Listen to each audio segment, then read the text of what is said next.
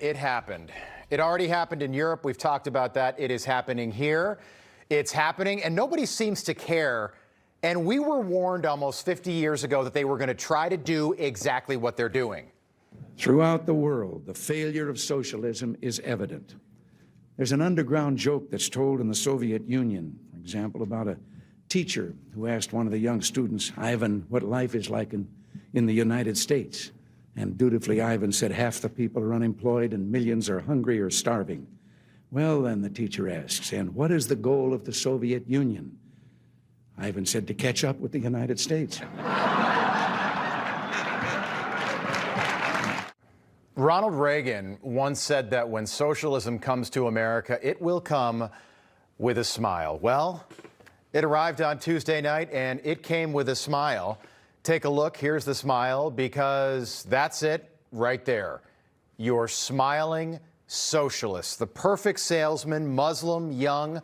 He's wearing a coat and tie. He looks perfectly normal, and that's all by design, to lull you into a sense of calm and serenity while they take over the country, while they take over America. If you think that I'm kidding, if you think that I'm crazy or nuts, that's fine. But the playbook is simple. Open the borders. Unfettered immigration, import millions of people, let them vote, and call them something catchy, unoffensive, like dreamers or undocumented neighbors.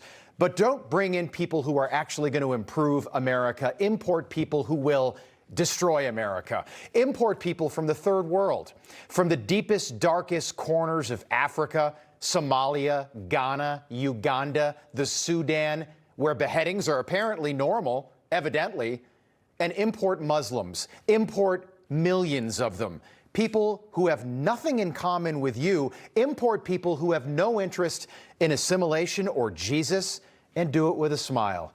And trick people into thinking that the takeover of their own country is actually progress.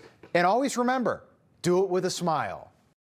I have stood next to Daria Lisa and I have said, our next congresswoman. And I've said these words in the way that many of us will say, inshallah. We hope, but we don't know how close it is. And the closer and closer we get to the day, the more that we believe.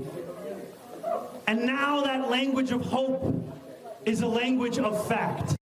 Yeah, that's not hope. It's something totally different. It's conquest and it's war, and I'm serious. That was Tuesday night in New York City, where that man, a radical Muslim himself, is now leading a city where just 25 years ago, radical Muslims committed the worst act of domestic terrorism in American history, all while we're told that this is progress. It's not. It's something totally different. Islamophobia is defined as a fear of or aversion to people who practice Islam. Almost 3,000 people were murdered on September 11th by radical Islamic terrorists. And 9/11, since that time, there have been over 60,000 Islamic terrorist attacks worldwide. Think about that, more than 60,000. Have you ever noticed that all of the largest terrorist organizations on the planet are led by Muslims? ISIS, Al-Qaeda, Boko Haram, the Taliban, Al-Shabaab, Hezbollah, Hamas. The 2017 Paris attacks were done by Muslims. The Boston Marathon bombers were Muslim. The Orlando nightclub attack, Muslims. The Manchester Arena bombers, Muslim. The Westminster attack was done by Muslims. The Fort Hood shooter was Muslim. The Pan Am bombers were Muslim.